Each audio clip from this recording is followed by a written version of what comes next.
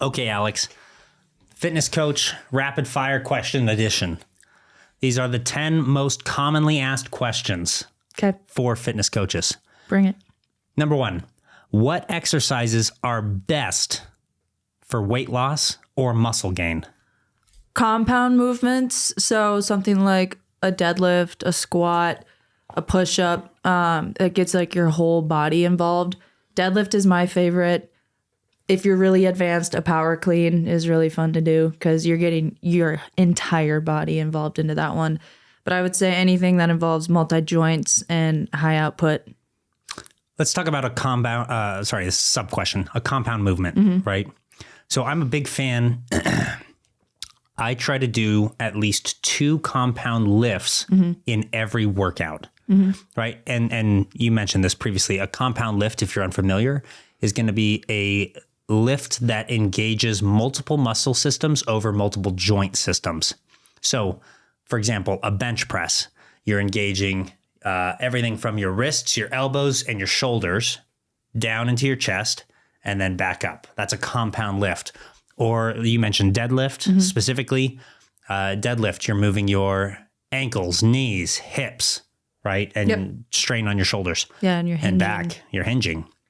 You talked about power cleans, right? So anyways, the point of the compound lift is you are engaging multiple muscle groups and multiple joint systems in a singular movement. Yeah, where like the beloved bicep curl is just one single joint right here at the elbow.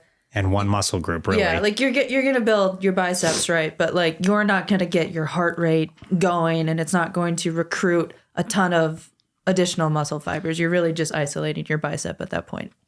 Let's talk about, actually real quick, if you don't mind, the difference between lifting for weight loss and lifting for muscle gain, because that's one, I'm not even like a super proactive fitness coach like you, but when I go to the gym or when I've worked out with friends, family, that's one that there's this common misconception where they're like, oh, for weight loss, I need to do high reps, low weight, versus for muscle gain, it's like we're going to do, traditional hypertrophy training.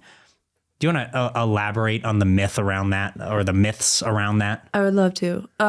So whenever people tell me I'm trying to lose weight, should I just do cardio? I'm like, no, cardio is important. We do cardio. We don't skip cardio.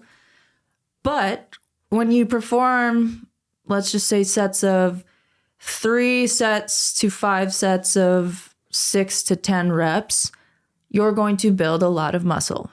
And what does muscle need? Energy. What does muscle do? Burn calories. The more muscle you have, the more calories you're going to burn. And it increases your metabolic output. Yes. Here's the quote that I say. You'll burn more fuel if you build a bigger engine. Vroom, vroom. Vroom, vroom. Yeah. So you build a bigger engine. The 2 ways, in my opinion, best 2 ways to build muscle, right? When you look at like the science behind them. And feel free to chime in. You are obviously the expert here. First, traditional hypertrophy training is great for the size, right? You use progressive overload and your muscles will get bigger. The other one that I really like is the time under tension method. Yeah, right? eccentric. And that builds more of a dense muscle, I've noticed. It's not necessarily going to make you huge. Yep. It will make you dense and like just a crazy lean strong. Yeah. So you think about like special operators, they're not like, well, unless if they have a specific body type, they're not like the most chiseled, ripped, defined, specimens of human beings. But they have like those huge traps and those shoulders and quads and hamstrings for days that you can tell have just been under work. Yeah, constantly. Yeah, just constantly like hucking around 100 pounds going for a casual 15-mile ruck. That's not from doing quad extensions and calf presses and all of that stuff in the gym. There is another way, and I get this question all the time. I don't know if you're going to ask this. As women, you're trying not to get bulky, right? The best way to avoid getting super bulky is to do that eccentric movement. So instead of like me cranking out bicep curls like this, I can come up, squeeze, and then come down for 3 seconds. Come up, squeeze, come down for 3 seconds. And then instead of doing 10 reps of that, you do like 5. So it's all about time, really. So I'm a big fan of time under tension as the training tool and just doing the set to failure. And that was a concept that I think was first popularized by Dr. Randall J. Strozen in his book, Super Squats. But man, it's been used in all kinds of training programming now where, for example, on a squat, I load the bar. It's not necessarily a crazy high weight. Maybe for me, it's 225 pounds, right? I'm going to do that. I'm going to aim to do that set for 20 reps. And people are like, what? 20 reps? That's crazy. I'm going to take 3 to 4 deep breaths in between each rep. And that set will take me 3 to 4 minutes to complete. And at the end of that set, I am fried. I would be too. I'm absolutely fried. But 1, I'm training to failure. And 2, I'm spending a lot of time under tension that forces you to grow. So what that's doing, you're driving a significant amount of blood flow to that working tissue. Oh, yeah. So that is what promotes the muscle growth, is driving blood flow to the tissue. And also, you're probably going to have to recover a ton after that. You're not doing that every day. You're probably not even doing that. Yeah, twice a week. Yeah, once, twice a week, if that. So when it comes to building muscle, you're going to want to put it under a lot of reps.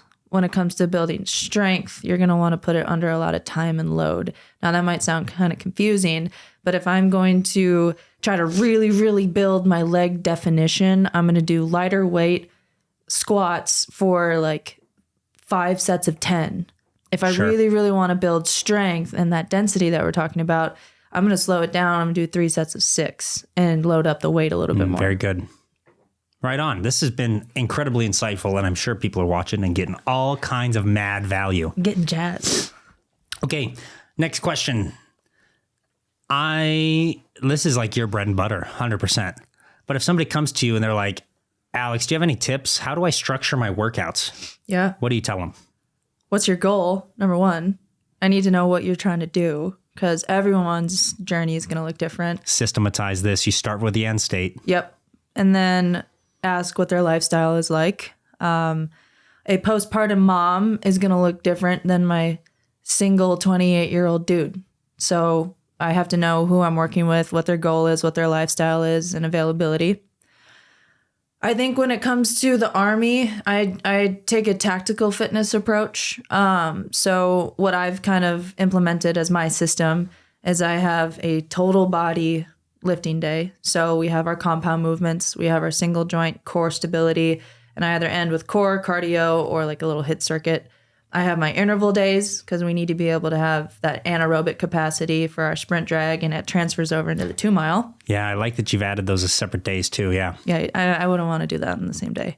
And then I have an active recovery day because you like those 2 days gonna fry your central nervous system. Yes, sir. Yeah, this is gonna be like I'm gonna go for a walk, hit the bike, swim, stretch, do yoga, whatever, and then I'm gonna replicate that first day into day 4. It's gonna have entirely different exercises targeting different compound movements and single joint. And then depending on if that person really needs to lose weight, needs to get faster, needs to get stronger, I'm gonna have this as a cardio HIIT or like active recovery day again. Sweet. And then the weekends, I'm like, pick your poison. Don't kill yourself because you're going to have to train again on Monday. So let's talk about real quick the importance of the active recovery. Man, I have done some of the most intense training programs in the world just for fucking fun. Sorry, pardon my French. Just for fun.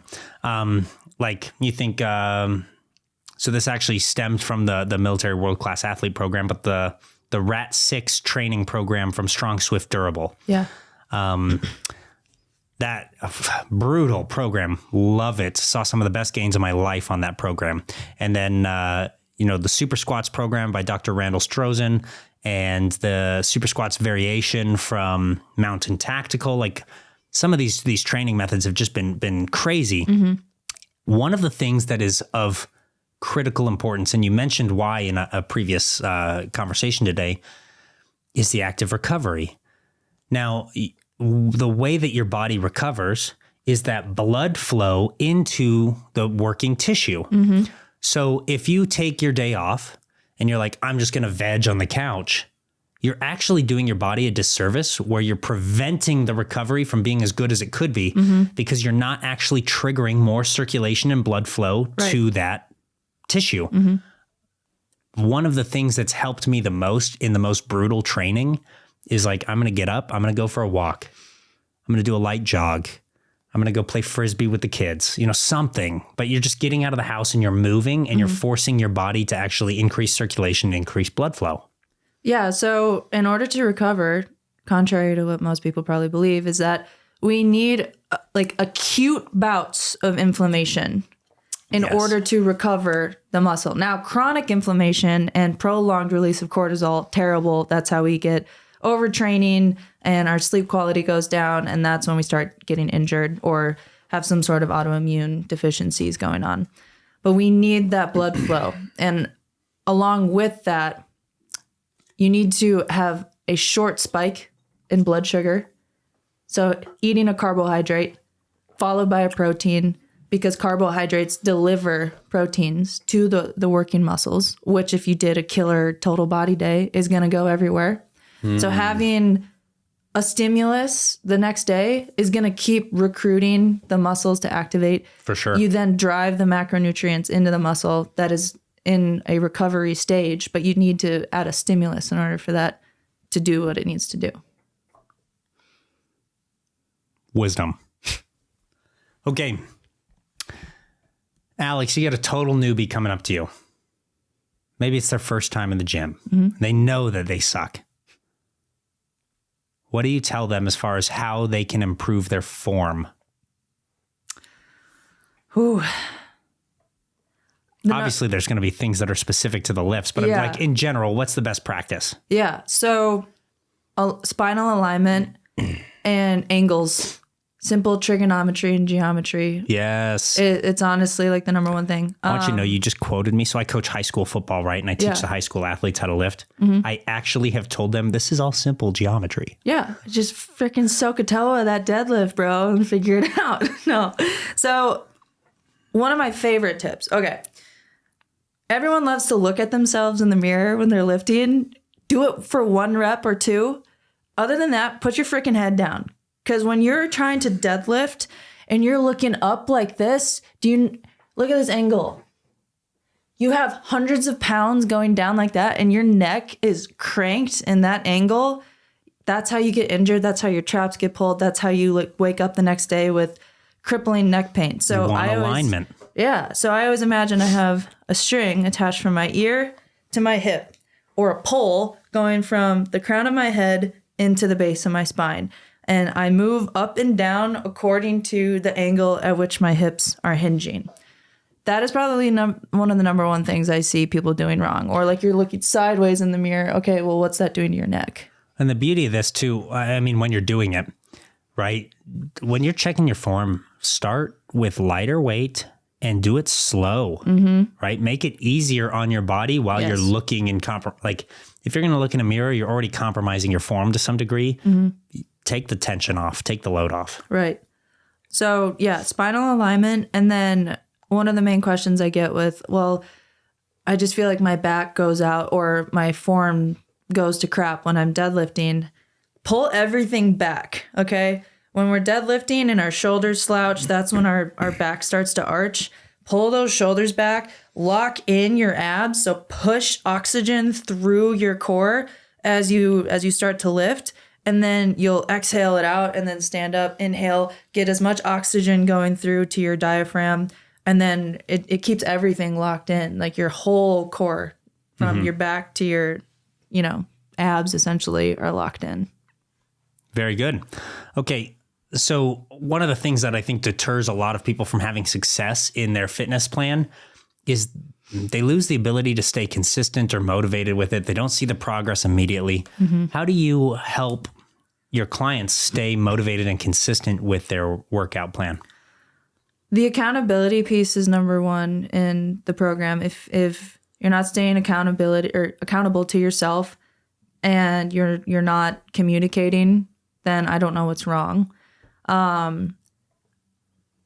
When you don't have somebody who's checking in with you in something that you're not really comfortable doing or something that's new to you, your likelihood of success is going to go down significantly. And so that's where I come in. And one of the hallmarks of this program is, hey, how did today go? Hey, any questions? Hey, I put something in for you. How's this week looking? And then I find out, like, you know, if I'm not communicating with some of my clients regularly, like a couple days would go by, oh, I kind of got sick or I fell off. And they're like, I wish you would have told me, you know? So it's me having to remember, hey, check in on so-and-so. Something you said earlier that I think is really cool. You told me your clients get Voxer access to you, right? They do. So if you're not familiar, Voxer is essentially a push-to-talk walkie-talkie system. It's fun. It's fun, but that's an immediate direct line of communication that you have to your coach if you have an issue, if you're having a problem, and that they have back with you. So in theory, you know, Alex can just, hey, how'd the workout go today? Let me know if you had any problems. Right? Yeah. Very cool. Yeah. I like doing it because I can like hear their voice and they can hear mine. And you can send videos and photos and I can give you verbal critique.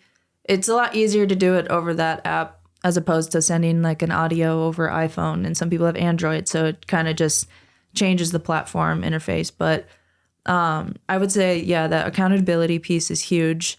And when they're starting to feel like they're not seeing any progress, I'm like, okay, well, if you plant a seed and you're trying to grow a tree, the tree is not going to sprout up in a month, right? Like it's going to take time to grow, and you have to establish a foundation, especially if you're starting from next to nothing. So if you already have a pretty solid foundation, you're going to either A, see results quicker, or B, notice things different because you have more self-awareness. True. But I say give it a couple months. You know, in the first 4 weeks, personally, you'll start to notice things. In 8, typically if you're doing everything right, other people will kind of start to notice. And then by that 3rd month, like you've become a completely different person. Definitely. Okay, Alex, we talked about most people don't get enough protein, right? Most people struggle with their diet more than anything else when it comes to fitness, in my opinion, right? Yeah, I do too sometimes. What should a diet look like to support somebody's weight loss or muscle growth goal? Yeah, so I always say it's not necessarily how much you're eating, but more so where it comes from. So if we look at, hey, I'm trying to eat, 2,000 calories a day, but it's in Taco Bell, we're probably not going to be doing that great. I feel personally attacked.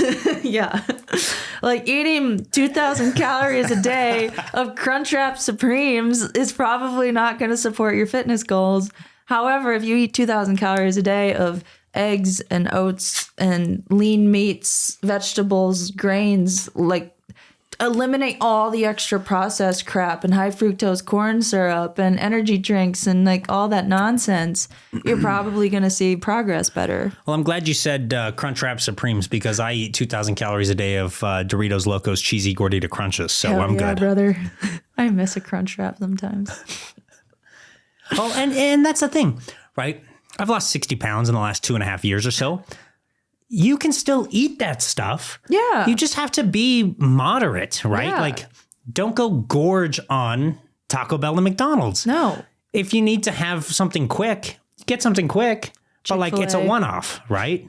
And there is ways to do it. So like when I eat out, and I eat out often, but I change what I get. Yeah. So you mentioned Chick-fil-A. I absolutely love the grilled nuggets and the kale crunch salad. Yeah, those are great. So like that's a quick go-to Chick-fil-A meal. I get, my 30 grams of protein and I have a relatively light, the kale crunch salad helps support digestive health. Mm-hmm. Great. Okay. When I am ordering into my office or something like that, I'll get Chipotle. I'll do a double steak burrito bowl. I'll get, some rice, some cheese, some fajita veggies. Mm-hmm. But like I get my 40 grams of protein in that. And I have a relatively light, low carb. I mean, there's rice, but I mean, like it's a low carb, low fat option. So there's ways that you can eat out, still get good food and meet your fitness goals. Yeah. I mean, for me, I've just developed over time self-awareness, right? Sometimes with food, if we're not paying attention to it, we can be like, oh man, I just had pancakes this morning and then a burrito for lunch and pizza for dinner. And like, you're not even thinking about it. I don't think I could do that. My stomach would hurt real bad and I'd have some crash of carbs. But what I do is if I know I'm going out to dinner with the girls later, I'm going to be like, okay, I'm going to, Girls. the girls, I'm going to make sure that I get a good breakfast. I work out. I make sure I like pack as much as I can in that lunch. So like getting a ton of eggs and protein and sourdough bread or something. I love a good brekkie sando after a workout. And then get a little snack in. And then I'm going to order whatever the heck I want and maybe a couple glasses of wine because wine with the girlies is like the best time ever. So it's like, that's just how you got to do it. Yeah. But I'm not doing that every day. Sure. That would be really bad. But you prioritize. You're like, I know I'm not going to get my protein later. I'm going to get my protein now. Yeah. Like you're still making sure that you're hitting the things you need to hit. Yeah. You're checking the boxes. And like last night, I went and had sushi with some of my friends. I always look at, okay, which rolls have the most like raw material in it, I guess, or raw food. I try not to get the ones with like a ton of mayo and the sauces and all that stuff. I get like the rainbow roll, which is like tons of fish on top. And then the other ones with salmon and shrimp and whatever. So like you can still go out to eat. You can order a burger. Maybe don't get the one that's like loaded to the brim with all the extra stuff. Just keep in mind what you're ordering and it can change the trajectory of how you go out to eat. Hey, you mentioned sauces. The sauce. Let's talk about the sauces real quick. Dude, sauces are the silent obesity factor. Oh gosh, yeah. Yeah. You think about how much sauce gets put on stuff now and what a lot of the sauces are. I mean, it's all fat. It's all fat and sugar. Like say you put like ketchup and mayo or fry sauce or the chipotle glaze or your honey mustard or your Caesar or ranch. Like Thousand Island dog. Yeah, dude, they got that French dressing. That's all sugar and fat. Yeah. So what I do typically when I get a salad is I drizzle olive oil. So I go to Harmon's sometimes and get their salad bar. I load the brim with like arugula or mixed greens. I put in as many meats and veggies as I can. And sometimes they have those little like sushi rolls. So I'll put some of those in. But I try to find the things in the salad bar that like already have kind of a dressing or like an oil base to it. So it kind of soaks in all the green. And then I'll put some olive oil over it, shake it up, and then head out. Yeah, I like it just as an alternative to a lot of the sauces. You can use olive oils and like vinegar bases. Yeah. Those, like, I would rather have 100 calories of olive oil than 100 calories of Caesar. Well, and olive oil, just fun facts, man. Olive oil's got a buttload of antioxidant property type stuff in there. So so even taking in that fat from olive oil, it's not a bad thing in and of itself, and you're limiting the volume and all that stuff. Yeah. Okay. Alex, next question.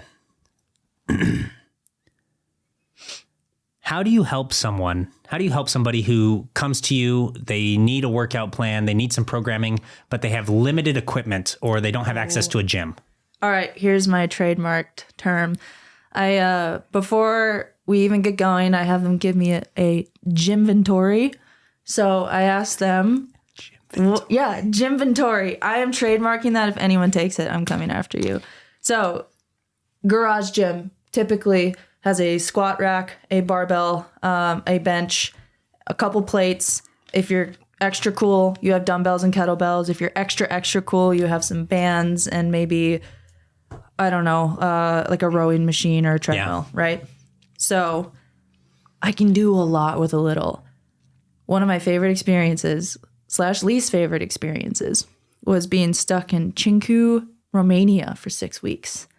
We literally had like a prison gym. I was working out with cinder blocks, metal beams, Hell yeah, and sandbags and whatever. I'm like, dude, if I can get 6 weeks of working out with this liability set here, I can 100% make your gym or your garage gym work for you.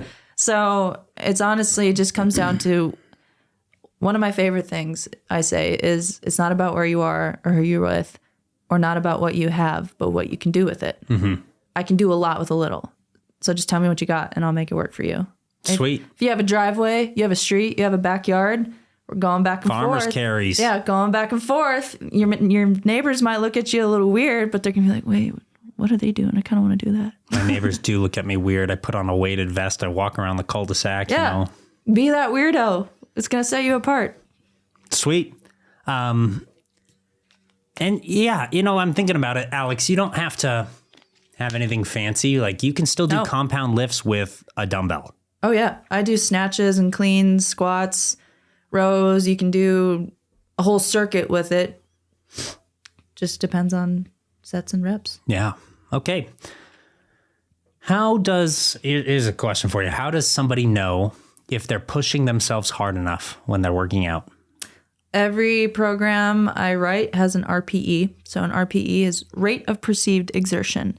On a scale of 1 to 10, 1 being basically you're sitting on the couch or you're asleep. 10 being you should probably go to the doctor. Like we don't want to be at a 10 usually, unless if like you're going for gold at the Olympics. Call that a heart rate of 250. Yeah, we're calling that like we're tapping out here. You really don't ever want to be there. So most of the time I try to program things in the active recovery days are going to be about a 6. And then my lifting days are going to be about a 7, 8. So I ask people like, do you think you pushed yourself to that limit? And they're like, yeah. So I'm not there necessarily to look at them. I have to take their word for it, but I use those RPE scales or an RIR, which is reps in reserve. So if we're doing how many more you could have done type thing? Yeah. So if I give you 3 sets of 2 RIR pull-ups, that means you could do 2 more and you'd hit failure. So there's a couple different things that I can use. But Alex, what if I can only do 2 pull-ups before I'm in failure? Then we just do Then 2. you just don't do pull-ups? That or we do banded assisted pull-ups or lat pull-downs to build up that Very strength. good, very good. Yeah. Pull-ups, man. Freaking love pull-ups. Yeah, but they're the bane of my existence. Yeah. For tall guys. I used to like take a lot of pride in that kind of stuff, the body weight exercises mostly. This is just personal anecdote. I have a good friend, Frankie Scopoletti. Okay. Shout out to Frankie. What up, dog? That's like the most New York Italian name I've ever heard. Well, guess where he's from? The Bronx. Yes. Really? He might actually been Brooklyn, but you know, it's Brooklyn. all He's same. Frankie. Sorry, maybe he's not from either of those, and I've just insulted his heritage. I don't know. What, he's from Jersey or something. You know? No, it's New York for Okay. sure, New York. Anyways, met him in the Army. He was a Ford observer. I was a Ford observer, and every Saturday while we were in Rose Barracks, Vilseck, Germany, he did a pull-up workout. Mm-hmm. This is gonna blow some minds. So Frankie would go out to the pull-up bars behind the barracks. Mm-hmm. He would do 1 pull-up every 20 seconds. Oh, yep. For 29 minutes. Ew. And then on that last minute, or maybe he would do it for 30 minutes. And then on the last minute, he would do a minimum of 10 pull-ups, but he'd go to failure. Okay. And that broke down to doing like 100 pull-ups, right? I'm like, oh. Like a Murph. I tried to do that with him a couple times. Never was able to actually do that full program or plan. Yeah. But I got a lot better at pull-ups as a result of doing that just repetitively and doing it, 1 every 20 seconds. Like that's not terrible. I would do one, I'd get down, I'd have a breather, I'd do one, Salud. allergic to bullshit. I have a dog tag that has that. It says you're allergic to bullshit? Yeah. Okay. So I dislocated my shoulder back in 2014. Mm-hmm. Oh, man, I just got hit with the mad allergies. Literally Uncle Ricoing a football. I actually said it. I said, I bet I could throw this pigskin over the mountains. Over that mountain. And I pulled back and I ripped it. And when I ripped it, literally arm comes out, falls down next to me. I'm like, shit. That's more like Napoleon, man. We were playing football like after work, and the freaking medic in our platoon, he comes over and just like pops it back into place. Yeah. I'm like, ah. Yeah. I have always struggled doing pull-ups since then, because I have this arthritis like as a result, and there's obviously some trauma from the resetting of the shoulder. And like since 2014 now, I get these. Maybe I need to get on some BPC 157, get on that Wolverine protocol, heal me up. But when I use any like the forward lifting motion for presses and the pull motion, I catch like my biceps tendon, and I just get the pain and inflammation in the shoulder. I'm like, what do you recommend for somebody who's dealing with an injury that they struggle to train around? Yeah. So, one, have you tried red light therapy? No. That could help. That's what my dissertation is on, is red light stuff. So driving red light to your cells to regenerate. And I think you might just have some dead or inactive cells around that aren't stimulating repair. Yeah, I try to beat it up. I get occasionally cortisone injections in the shoulder, and we do pretty consistent like scraping, cupping. Yeah. I would try red light if you can. And now, if those of you who can't do red light, totally understand, because it's kind of a up and coming thing. But I would do a lot of like really slow, controlled band work because it's low threat. So like something I guess would be higher threat would be like a push press, and you're driving as much force into the sky as possible. But like if you're doing some internal, external rotation, getting the tension throughout that restricted movement, then it's not nearly as free. So like if your joint is moving around super freely, that's where your risk of injury goes up a little bit more. Doing something like a band pull apart, a pal-off press. So like you anchor the band into like a squat rack, and you drive holding forward. Here, like just driving isometric blood flow into that tendon and ligament area could probably help you out a lot more. But yeah, that's what I would recommend is don't do more damage, but you can promote tissue repair through isometric and eccentric work. Love it. Love it. Okay. Got a whole laundry list of questions for you, dog. I'm all about it. Send it. In your opinion, what are the best ways to warm up or cool down for your workouts? I'll answer both. Every time, doesn't matter what I'm doing, I have a specific routine I do to mentally prepare myself. So I just get blood flow going. I start out, I do foam rolling. So foam rolling is like myofascial tissue release. So if you work out a lot, your tissue and your muscles are pretty tight. So foam rolling kind of breaks up that fascia a little bit, and then it starts driving blood flow. I say that a lot. Blood flow is a big deal, so I'm going to keep repeating it. But you're driving blood flow, getting the muscles prepped for work. And then what I do, this is just something I do. I do squats, lunges, hinges, lateral side-to-side movement, and then I do some shoulder work, getting my shoulders moving through range of motion. And now if you have a lot of time, you could do a dynamic warm-up. So you're doing A skips, B skips, butt kicks, hamstring swings, like that whole thing. I wouldn't spend any more than like 5 to 10 minutes warming up, just because if you don't have time really to dedicate, like just getting your body ready for movement is the most important thing. And then sometimes I'll do like 5 minutes on the bike, depending on how I'm feeling, if I really need to kind of loosen up a little bit more. And then I do a hip and knee routine, just because my knees and back haven't been doing super great lately. So I do that personally. And then usually the first movement I do in a lift is a deadlift of some sort or a hinge movement. And so I do 2 warm-up sets, and then I go into my working sets. I like that you said the warm-up set, something that I've done for years. If you're on a time crunch too, just whatever lift you're about to do it lighter. Yes. Get the blood flow to those tissues. Yeah. Like I do 135 as a confidence thing. And doing that first warm-up set usually indicates how you're feeling that day. So if 135 was not moving great, especially as women through different phases of our cycles, we're going to feel different. One day we're going to feel like Wonder Woman. The other day we're going to feel like Wonder Bread. So it's like, it just depends on where we're at. And if I do 135 and I'm like, ooh, yeah, that moved like a freaking, teddy bear, then cool, let's load it up. If I'm feeling a little creaky, put some WD-40 on it with another warm-up set and see where we're at. Right on. Yeah. What about cool downs? Cool downs.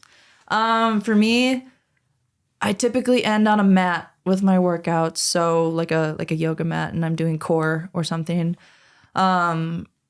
So I don't know. Mine isn't anything to write home about. I stretch my hamstrings, my quads, my hip flexors, because that usually tends to be my trouble points. I get my lats too, because I do a lot of upper body stuff. So I'm like kind of moving around and doing that. And right now I have the luxury of going to Lifetime Fitness. So I go in the hot tub and sauna, because that just like loosens everything up and it just feels good. There's like one jet in particular I could get like deep into that hip. So I do that.